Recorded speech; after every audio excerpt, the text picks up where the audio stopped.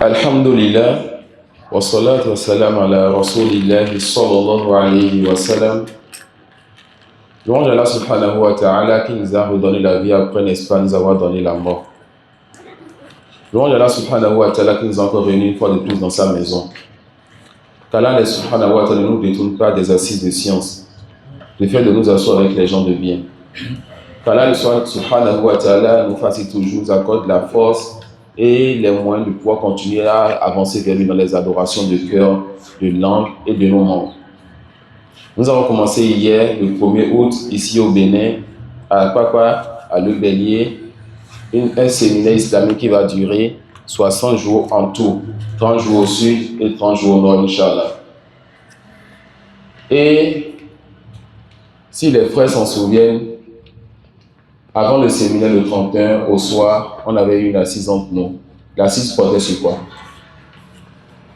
L'assise qu'on avait eue avec Cheikh Ahmed Saïd et le Staz Wifak, ça portait sur quel sujet? Sur le comportement de l'étudiant en sciences. C'est très important, car le musulman, c'est celui qui doit être doté du meilleur des comportements. Et l'étudiant en sciences en particulier, les oustas en particulier, les machir et les chéous en particulier, les alphas en particulier, ils doivent être ceux qui ont le meilleur des comportements. Car le prophète sallallahu alayhi wa sallam est venu compléter les meilleurs comportements. Et les savants, les alphas, les oustas et les étudiants sont les héritiers des prophètes. Ils ne peuvent pas prendre une part de l'héritage et de laisser l'autre part. Mais sachez qu'Allah vous fasse miséricorde qu'en tant qu'étudiant en sciences, vous n'allez pas seulement étudier le comportement et la science que vous prenez. Déjà avec Usul al-Salah, ça vous a vu qu'il faut mettre en pratique ce que vous étudiez, alhamdoulilah. Mais il y a aussi une autre science qu'on étudie, et cette science, on va commencer aujourd'hui, Inch'Allah. Et on prendra juste une portion de cette science-là à chaque assise jusqu'à ce qu'on finisse ce séminaire. Et pour cette science, j'ai choisi un livre pour cela que je ne vous ai pas annoncé.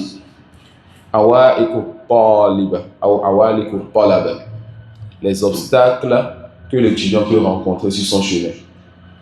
On a appris le comportement qui est la parure, le vêtement dont nous avons besoin pour s'asseoir dans cette mosquée. Afin que nos grands frères, nos pères et nos frères en Allah ne disent pas, ces jeunes-là qui sont venus d'un peu partout, ils n'ont pas de bon comportement. Et on espère qu'on sera sincère envers Allah et qu'on va garder ce comportement tout au long de ce séminaire, de sorte que quand on va quitter cette mosquée, cette zone, vous allez retourner au nord, d'autres à Calabi, d'autres à Porto, et je vais retourner en Égypte, que les gens gardent une bonne image de nous. De sorte que si on veut y revenir, ils soient contents de nous accueillir encore. Maintenant, pour vous-même, vous avez commencé, on a déjà fait une journée, vous avez vu la pression de cette journée. Que ce soit cette pression ou proche de cette pression pendant 30 jours au sud, Inch'Allah. Certains peuvent délaisser ou vouloir délaisser. Voilà pourquoi dans chaque assise, c'est-à-dire la prise du matin, on va commencer par 2 ou 3 minutes de ce qu'on appelle Awa et Koupalab. Et les savants, ils sont nombreux à avoir écrit dedans, anciens comme contemporains. Les savants ne nous ont pas laissé le choix. Ils ont tout fait pour qu'on puisse profiter, n'est-ce pas, de cet héritage-là. Et le livre que j'ai choisi pour vous, c'est le livre du cheikh dont nous allons étudier la croyance dans cette mosquée en soirée, Inch'Allah, je pense le lundi ou le dimanche. Les 2 jours, on est en soirée ici, si je ne m'abuse. Al-Muhim. Il s'agit de Cheikh Ibn Barjis, rahimahullah ta'ala, qui a écrit un livre bénéfique où il a regroupé 20 à 30 choses qui peuvent empêcher l'étudiant en sciences de terminer ou de profiter de sa science. À chaque assise, on verra une seule chose. Et on ne va pas lire tout son livre. On n'est pas ici pour lire son livre au complet à lui, mais pour tirer certaines choses qui nous permettront, le 30 de ce mois, par la grâce d'Allah, de voir encore les mêmes visages et de se dire au revoir ensemble. Voilà le but. On a commencé avec le comportement. On veut étudier cette science-là. Vous aurez à sincèrement étudier et mettre en pratique pour Allah. Et surtout, ensemble, on va s'entraider à garder le fil et à ne pas délaisser. Car le bien, quand tu le fais, le diable n'a pas envie que tu continues. Voilà pourquoi le chrétien ou les non-musulmans peuvent être dans leur lieu de culte pendant des heures. Ils ne vont pas avoir de waswas ou être distraits. Ils seront concentrés, les plus concentrés. Le musulman, lorsqu'il dit Allah, en même temps, le commerçant commence à faire sa comptabilité. L'élève commence à penser à ses examens. Le père de famille commence à penser à ses enfants, etc. Parce que vous êtes dans le vrai. Le shaitan est comme un voleur. qui a vu deux maisons. Une maison inachevée, aucun bien dedans. Une maison remplie et complète qui contient plein de biens. Le voleur ira voler dans quelle maison? Il n'a rien à faire du cœur des non-musulmans qui ne comportent pas ce bien précieux qui est la foi. Mais vous, il va vous distraire chaque fois que vous allez vouloir vous rapprocher de votre Seigneur, augmenter cette foi. Et la science est la meilleure façon de se rapprocher d'Allah. On ne se rapproche pas d'Allah avec ignorance. Le fait de vouloir se rapprocher d'Allah avec ignorance, c'est égarement. Et Allah subhanahu wa ta'ala nous a interdit cela. Et ça fait partie des grands péchés de parler avec ignorance. Fait partie des grands péchés d'œuvrer avec ignorance. Alors, pour qu'on puisse rester sur le chemin et patienter ensemble, mes frères en Allah, vous avez vu comme hier soir par exemple, le fait que je vous ai conseillé, on a essayé de faire quoi? De se relaxer un peu, ne serait-ce que pas le fait de s'entretenir, ce qui va nous faire rire. C'est très important ces choses-là. On se les dira en privé, on se les dira en public, car tout le monde peut profiter de ces choses-là. Le cheikh dit rahimahullah ta'ala, al-a'iqul awwal, la première chose qui sera obstacle ou bien qui pourrait bloquer et empêcher l'étudiant de finir son chemin, le fait d'étudier et de chercher la science pour autre que le visage d'Allah subhanahu wa ta'ala. La première chose donc qui pourrait m'empêcher ou vous empêcher de continuer ce qu'on a commencé, c'est le fait de chercher cette science-là pour autre que le visage d'Allah. عن أمير المؤمنين أبي حفص عمر بن الخطاب رضي الله عنه قال سمعت رسول الله صلى الله عليه وسلم يقول إنما الأعمال بالنيات وإنما لكل امرئ ما نوى فمن كانت هجرته إلى الله ورسوله فهجرته إلى الله ورسوله ومن كانت هجرته للدنيا يصيبها أو امرأة ينكحها فهجرته إلى ما هاجر إليه. Ce hadith, son explication, on ne pourra pas le faire maintenant. Ça, c'est un hadith qui renferme plusieurs fawaïd. Mais ce qui nous intéresse, nous, ici, c'est que le prophète sallallahu alayhi wa sallam dit que les actes ne valent que par leur intention. Quand tu fais une action, c'est en fonction de ton intention. La recherche de science, c'est une action. C'est l'une des meilleures actions. C'est la meilleure action que le musulman puisse faire. Alors, ça a besoin de son intention. وعن ابن مسعود رضي الله عنه أنه قال لو أن أهل العلم صانوا العلم ووضعوه عند أهله لسادوا به أهل زمانه. Ibn Mas'ud رضي الله عنه a dit, si les gens de science avaient préservé la science et avaient déposé la science auprès de ceux qui sont habilités à prendre cette science-là, la science, on ne la donne pas à tout le monde. On donne ça à celui qui va en profiter et va faire profiter autre que lui. Donc, si les gens de science avaient donné la science à ceux qui allaient profiter de cette science-là, avaient donné la science à ces gens, ils allaient gouverner et n'est-ce pas régner sur les gens de leur époque. Attention, les gens de science ne cherchent pas à être des gouverneurs ou à régner sur les gens ou à se mettre au-dessus des gens. Là, wallah, ça peut aller. C'est des gens qui sont miséricordieux, humbles et qui s'abaissent pour tout le monde. Et c'est des gens qui sont plus loin de l'orgueil et du fait de voir pour leur personne quelque chose. Le prophète sallallahu alayhi wa sallam, quand on rentrait dans une assise où il était, on ne le reconnaissait pas, c'est qui le prophète? On a parmi nos savants, certains qui sont avec nous dans leur maktaba, dans leur bibliothèque, quand quelqu'un vient, on se demande, on dit où est Cheikh Mustafa? La personne ne sait pas où est le Cheikh. Donc les gens de science étudient pour Allah, ensuite Allah les élève. Mais celui qui étudie pour être élevé, Allah la baisse. Hatman lazima. Donc, il dit quoi Ibn Mas'ud?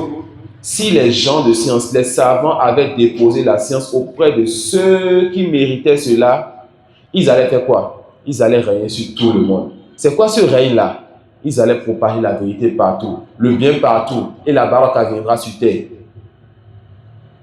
Il dit, voilà qui parle. Un grand compagnon parmi les compagnons de Mohammed sallallahu alayhi wa sallam.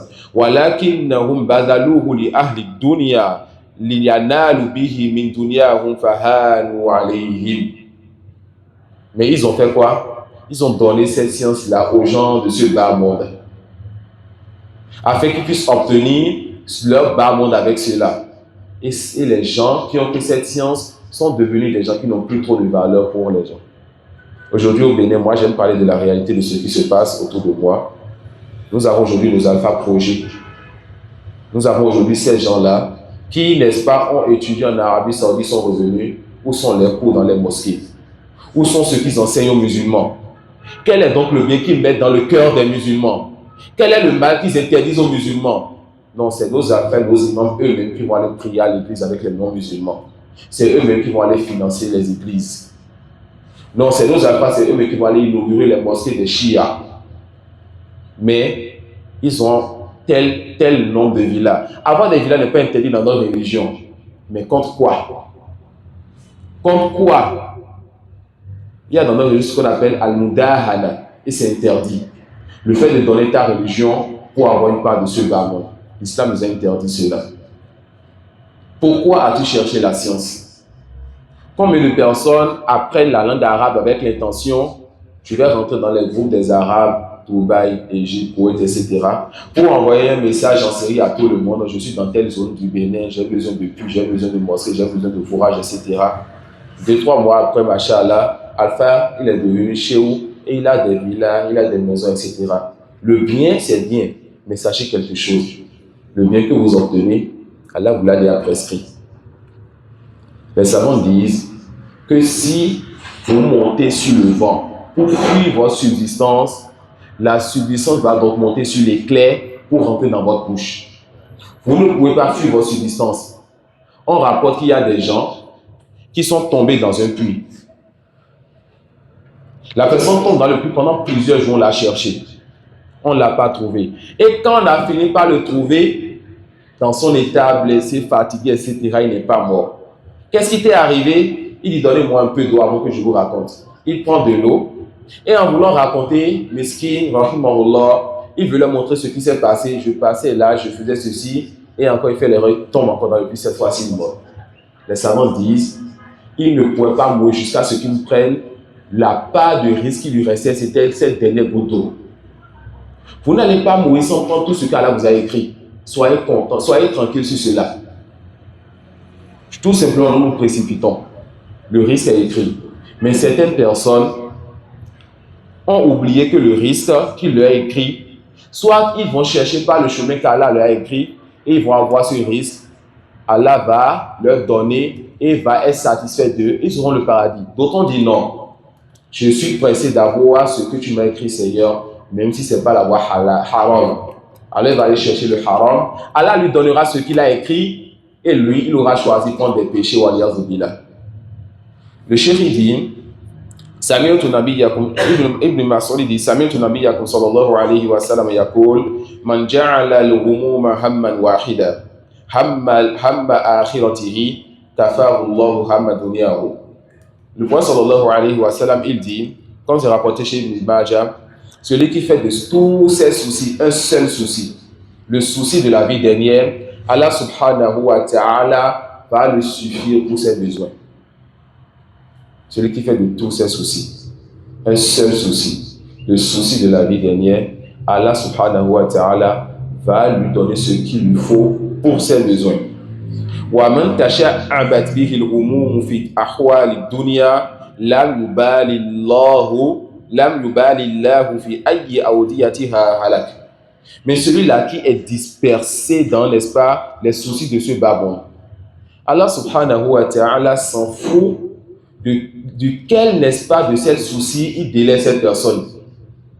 Les soucis on les a, c'est vrai. Il y a plus important. Et le souci le plus important, c'est le souci de la vie dernière. Celui qui a le souci de la vie dernière, Allah subhanahu wa ta'ala se charge de ce bas monde pour lui. Mais celui qui se fatigue dans les soucis de ce bas monde, Allah subhanahu wa ta'ala le délaisse et les soucis auront dessus sur lui. Inna ahaqqa ma'tana talibul ilmi bihi mu'alajatan niyya. L'une des choses les plus importantes que toi, ô étudiant en sciences, tu auras donné importance à ces choses. L'une des choses les plus importantes auxquelles tu donneras de l'importance, c'est le fait de réformer ton intention. Quand nous étudions, c'est quoi l'intention que nous devons avoir? J'étudie pour Allah, pas pour ce bas monde. J'étudie pour Allah, pas parce que le père de ma femme m'a promis le hajj si je suis un bon étudiant, parce que lui peut-être c'est un alpha. J'étudie pour Allah, pas pour autre que lui. J'étudie pour enlever l'ignorance que j'ai, car nous reconnaissons que nous sommes ignorants. J'étudie, n'est-ce pas, pour ensuite enlever l'ignorance de mes frères musulmans, car j'aime pour eux le bien que j'aime pour moi-même. J'étudie, n'est-ce pas, pour que l'islam soit propagé et que les gens arrêtent de dire que l'islam est une religion de dureté, de terrorisme, etc. L'islam n'est pas comme ça. J'étudie pour montrer la vraie réalité, le vrai visage de l'islam. Quand tu as l'intention là, Allah subhanahu wa ta'ala va te faciliter de finir le chemin et te lever, n'est-ce pas, en degré. Et quand tu es levé en degré, ce n'est pas que tu as te retrouver à la tête du pays. Wallah, le paradis darajat, le paradis c'est plusieurs degrés. Et c'est ça que nous souhaitons. Qu'Allah nous fasse entrer dans son paradis et nous élève en degré là-bas, les frères. Il dit Inna haqqa ma'atana talibul ilmi bihi mu'alajatu niyya wa ta'ahuduha bil islah. Et le fait, n'est-ce pas, qu'il réforme souvent cette intention-là, qu'il réforme souvent son cœur. Le fait, n'est-ce pas, c'est quand il a fait un pacte maintenant avec son intention, chaque fois qu'il voit que ça ne va pas, il revient sur ça. Et comme l'a dit avant-hier, le stade du Hafizahullah Ta'ala, parfois, ou bien très souvent, quand on commence à étudier, l'intention n'est pas encore la bonne. Mais il faut faire quoi? Il faut faire un effort. Il faut faire un effort. Il faut faire un effort jusqu'à ce que l'intention soit pour Allah. Et celui qui étudie pour Allah, on voit les traces donc, sur cette personne. Car ce qui est pour Allah, ça reste. Il dit, et que la personne aussi fasse des causes pour préserver son intention de ce qui va corrompre l'intention.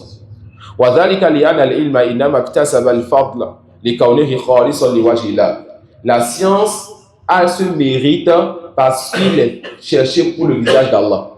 Pourquoi la science donc a le mérite? Pourquoi on a une science bénéfique? Tout simplement car cela est cherché pour le visage d'Allah. Quand la science est pour autre qu'Allah, il n'y a pas de mérite dedans. Le prophète sallallahu alayhi wa sallam demandait à Allah une science bénéfique et cherchait refuge auprès d'Allah contre une science qui n'est pas bénéfique. Le prophète sallallahu alayhi wa sallam demandait à Allah une science bénéfique et cherchait refuge auprès d'Allah contre une science qui n'est pas bénéfique. Et pour montrer que l'importance de la science, parmi les invocations que le prophète sallallahu alayhi wa sallam disait le matin après la prière, il demandait à Allah quoi? Ilman nafi'a wa rizqan tayyiban wa amalan mutaqabbalan. Il commençait par quoi? Il demandait à Allah une science bénéfique. C'est qu'il y a la science bénéfique et la science qui n'est pas bénéfique. Une bonne subsistance. Donc il y a la bonne subsistance et celle qui n'est pas bonne. Et une action qui est acceptée. Donc l'action peut être acceptée comme ça peut être rejetée. Et ça fait partie des invocations qui sont courtes mais qui renferment beaucoup de choses. Le cheikh il dit أما إذا كان لغيره فلا فضيلة فيه بل هو فتنة ووبال وسوء عاقبة. Quand la science est cherchée pour autre qu'Allah, il n'y a pas de mérite dedans. Cela est une épreuve. Et cela, n'est-ce pas, aura une mauvaise finalité donc pour celui qui cherche cette science-là. وقد علم أن قبول الأعمال متوقف على إخلاصها وصلاحها كما قال تعالى. Le fait que les œuvres soient acceptées, cela se repose sur quoi? Sur la sincérité et la réforme donc des intentions. وَمَا أُمِرُوا إِلَّا لِيَعْبُدُوا اللَّهَ مُخْلِصِينَ لَهُ الدِّينَ حُنَفَاءَ.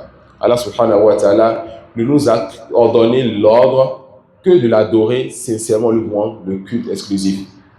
فَإِذَا قَصَدَ الطَّالِبُ بِالْعِلْمِ أَرَضَ الدُّنْيَا فَقَدْ عَصَى رَبَّهُ. Quand l'étudiant en science cherche par cette science-là, une part de, on n'a pas dit ce bas monde, une part de ce bas monde. Si seulement encore par cette science, tu cherchais tout ce bas monde. Tu cherchais tout ce bas monde. Non, tu cherches une part de ce bas monde. Il dit, si encore l'étudiant en science cherchait une part de ce bas monde par sa science, il a désobéi à son Seigneur. Et il a fatigué, n'est-ce pas, son âme, sa personne. Et il aura alors mérité le péché. Il aura de ce bas monde que ce qu'on lui a écrit. Sachez qu'Allah vous fasse miséricorde, que votre dessein, votre décret est écrit, et dans cela, votre subsistance. Vous le cherchez dans le halal, vous l'aurez dans le halal. Vous le cherchez dans le haram, vous l'aurez dans le haram. Mais vous n'aurez jamais plus que ce qu'Allah vous a écrit, et vous n'aurez jamais moins que ce qu'il vous a écrit. Choisissez donc pour vous quel type de subsistance vous aurez. Vous voulez avoir. Vous voulez une subsistance qui vous accorde, n'est-ce pas, la paix du cœur, ou bien une subsistance qui a des tabiat, une subsistance, n'est-ce pas, qui aura des athars. Et sachez donc que l'argent haram. Quand on prend ça et qu'on mange, ça a ses effets sur la personne, sur la femme, sur les enfants et sur la monture. Donc prêtez donc garde à ce que vous mangez, ce que vous donnez à manger à vos enfants. L'argent que tu donnes à ton enfant qui vient du haram peut être une cause pour laquelle ton enfant, quand il invoque, son invocation n'est pas acceptée, même s'il réunit toutes les causes pour que l'invocation soit acceptée. Il est en voyage, il est dans le besoin, il lève la main, il fait le tawassul avec le tekrar au Rab, Ya Rab, Ya Rab. Mais le prophète sallallahu alayhi wa sallam dit quoi? Wa ghudhiya bil haram. On l'a nourri avec le haram. Fa anna yustajabu li dhalik. Comment donc on va exaucer à cette personne? Ses parents l'ont nourri avec le haram. L'enfant n'avait pas demandé cela. Aujourd'hui, il est dans le besoin, il invoque, son invocation n'est pas acceptée. Pourquoi? Papa. Il se peut que papa soit dans la tombe maintenant et ait besoin de cette invocation. Pour qu'on lui diminue, pour qu'on lui arrête son châtiment. Mais quoi? Papa a semé une mauvaise graine et le fruit ne lui atteint pas maintenant. Il dit, et on va s'arrêter sur ça, Inch'Allah. Enfin, il est d'accord, Soda? Il dit, quand Al-Hassanu, rahimahullah, et Al-Hassanu et nos anciens, nos salafs faisaient partie de ceux dont la parole, on prête attention à ça. Et quand le cœur est vivant, c'est des paroles qui, n'est-ce pas, font grandir le cœur. Il dit Al-Hassan, rahimahullah ta'ala, Man talaba al-ilm ibtira al-akhirati adrakaha. Celui qui cherche la science pour le visage de Allah, la science pour la vie dernière, cette personne obtiendra la science. Wa man talaba al-ilm ibtira ad-dunya fahuwa hadduhu minhu. Et celui qui cherche la science pour ce bas monde, alors c'est sa part de récompense qu'il a déjà obtenue. Oui, quand tu étudies la science, le plus souvent les gens te donnent de l'importance. Les gens veulent te servir, les gens veulent te mettre devant, etc. Wallahi, mes frères en Allah, nous sommes au Bénin, dans un pays en Afrique, où on a certaines ethnies, je ne vais pas citer d'ethnies, où parfois on a tendance à aimer avoir la tête retrouvée devant. Essayez de prendre le dessus sur le diable et essayer de garder les pas fermes sur cette voie-là en faisant tout possible pour ne pas laisser les gens trop vous pousser devant, pour ne pas laisser les gens trop vous considérer, car ce sera un mal pour eux et un mal pour vous. Mettez-vous devant seulement quand le besoin se fait et le reste du temps, il faut vous fondre dans les gens. N'aimez pas être celui qui va être pointé du doigt. Soyez humble pour les gens. Soyez parmi les gens. Connaissez les besoins et les manques et la situation des gens et soyez avec eux. Mélangez-vous avec eux. C'est comme ça que votre da'wah sera bénie par la grâce d'Allah. Et l'auteur, il a dit beaucoup plus de choses, n'est-ce pas, sur ce chapitre. Et peut-être si Allah le veut, on peut choisir ce livre, un livre comme ça, au complet pour un prochain séminaire, Inch'Allah. Mais ceci est suffisant pour aujourd'hui. Et nous allons commencer le livre du jour, Inch'Allah.